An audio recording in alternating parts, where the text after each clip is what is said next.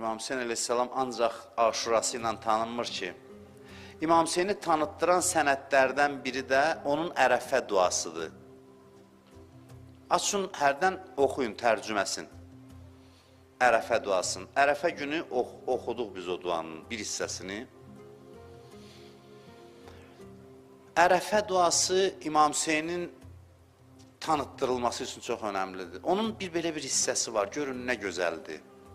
Deyir, mən kənə məhasinuhu məsavi fə keyfə lə yəkunu məsavihi məsavi. Ərəbcə belədir, gözəl də səsləndir. İmam Hüseyin əleyhissalam deyir ki, ilahi, bir adam ki, onun yaxşı işləri pisdir, onun pislikləri necə pis olmasın, özü üçün deyir. Deyir, bir halda ki, yaxşı işimə baxıram, görürəm pisdir, yaxşı işimin içində nəfs var, gör pis işim nədir?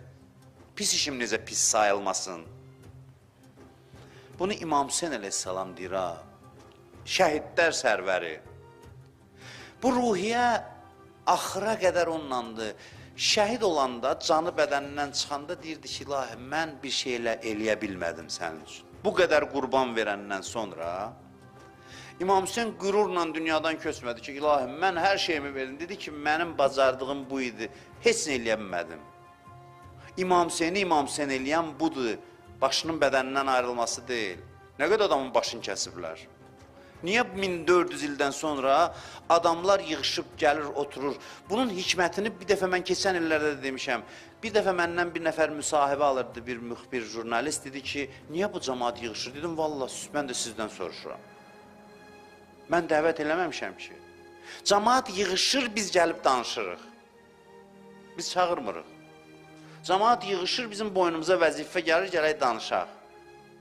Vallahi belədir. Heç bir təbliğatla yığışmır.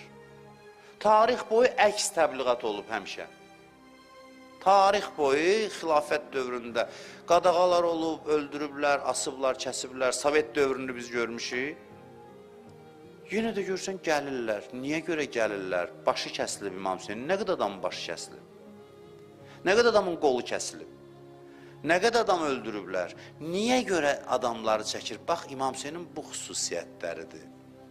Ki, axır nəfəsində deyir ki, ilahi, mən heç nə eləyə bilmədim sənin yolunda. Bu qədər qurbandan sonra dünyada ikinci belə aşiq yoxdur, bu qədər qurban vermək ona qismət olsun. İmam Hüseynə bu nəsib olub.